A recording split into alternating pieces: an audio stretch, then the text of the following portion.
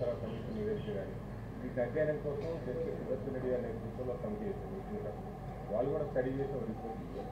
వీటిని ఏమిటి కూడా నివేదికల్ని బహిరంగపరచకుండా అసలు ఏం లెక్కలు తెలుస్తుంది ఏంటి అనేది తెలియకుండానే రాష్ట్ర ప్రభుత్వం అంటే చిత్తశుద్ధి లేకపోవడం వల్ల ఈ నివేదికలు బయటపడలేదు, ఏదో చేయాలనుకొని హడావుడి చేస్తున్నారు తప్ప సిన్సియారిటీ లేదనేటువంటి విమర్శలు. తెలంగాణ రాష్ట్ర ప్రభుత్వం చేసిన సర్వేల మొత్తాన్ని శాసనసభలో ప్రవేశపెట్టి పూర్తి స్థాయిలో చర్చకు అవకాశం ఇచ్చినాము. పర్సనల్ డేటా ప్రైవసీ యాక్ట్ ప్రకారం డిస్క్లోజ్ చేయడానికి వీలు లేదు. వ్యక్తుల యొక్క సమాచారాన్ని బహిరంగపరచకూడదు. వ్యక్తులకు సంబంధించిన సమాచారాన్ని బహిరంగపరచలేదు. మేము స్పష్టంగా చెప్పినాం. సర్వేల తర్వాత 56.4% బీసీలు ఉన్నారు, 17.45% ఎస్సీలు ఉన్నారు, 10.8% ఎస్టీలు ఉన్నారు, 10.9% ఉన్నత వర్గాలు ఉన్నారు. దాదాపుగా తెలంగాణ రాష్ట్రంలో దాదాపుగా 4% ప్రజలు మాకు ఏ కులము లేదు అని డిక్లేర్ చేసిండ్రు. ఇది ఒక new phenomena. 3.9% they have declared we don't have any caste. They have not declared their caste. This is very new phenomena in Telangana state.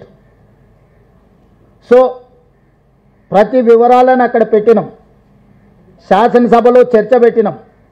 ఇప్పుడు మేమేమైతే ఇండిపెండెంట్ ఎక్స్పర్ట్స్ అడ్వైజరీ కమిటీ వేసినామో వాళ్ళు 3 రోజుల క్రితం నివేదిక ఇచ్చిండ్రు. ఈ నివేదికను మంత్రివర్గంలో చర్చించి రాబోయే శాసనసభలో ప్రవేశపెట్టి ప్రజలకు పూర్తి వివరాలను అందజేస్తాము. ఒక ఎక్స్పర్ట్స్ కమిటీ ఒక రిపోర్ట్ ఇస్తే ఆ రిపోర్ట్ను జస్ట్ లైక్ దట్ రోడ్డు మీద పెట్టడానికి వీల్లేదు. ఫస్ట్ మంత్రివర్గానికి చెప్పాలి, మేము అది బాధ్యత.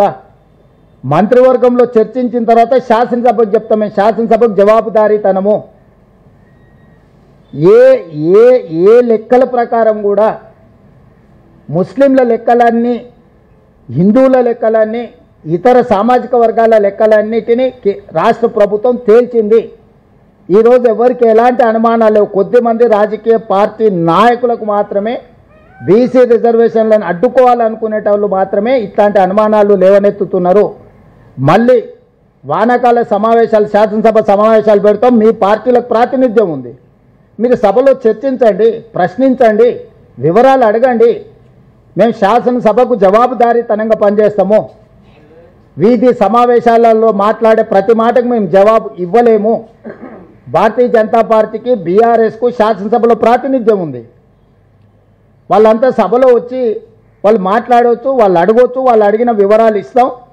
పర్సనల్ డేటా ఇవ్వడానికి వీల్లేదు. డేటా ప్రైవసీ యాక్ట్ ప్రకారం వ్యక్తుల యొక్క వ్యక్తిగత వివరాల గోప్యత రాష్ట్ర ప్రభుత్వం పాటిస్తుంది. ఇవ్వవలసిన సమాచారాన్ని మొత్తం సభలో ప్రవేశపెట్టినాం.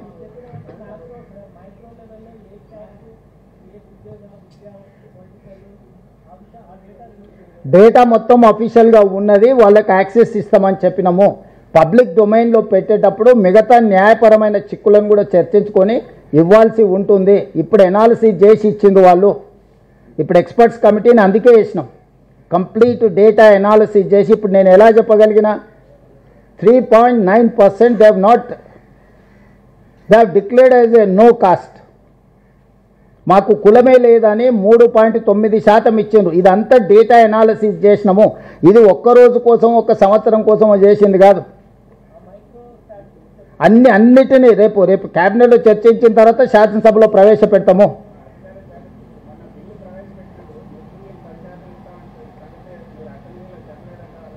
ఏంది ఎవరు చెప్పిన? ముస్లింలకు అసలు రిజర్వేషనే లేదు. మత ప్రాతిపదికన 0 రిజర్వేషన్. అవగాహన రాహిత్యంతో మాట్లాడుతుండ్రు. ముస్లిం ప్రాక్టీస్, మతం అనేది నీ ఆచరణ. హిందూ మత సాంప్రదాయాలను పాటించే వాళ్ళు ఉన్నారు, ముస్లిం మత సాంప్రదాయాలను పాటించే వాళ్ళు ఉన్నారు, సిక్కు మత సాంప్రదాయాన్ని పాటించే వాళ్ళు ఉన్నారు, జైన్ మతాన్ని పాటించే వాళ్ళు ఉన్నారు, క్రిస్టియన్ మతాన్ని పాటించే వాళ్ళు ఉన్నారు. ఎన్నో రకాల మతాలను, సాంప్రదాయాలను పాటించే వాళ్ళు ఉన్నారు.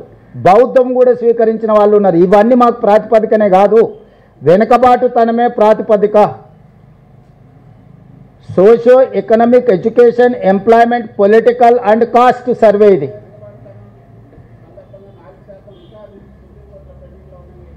ఎవరు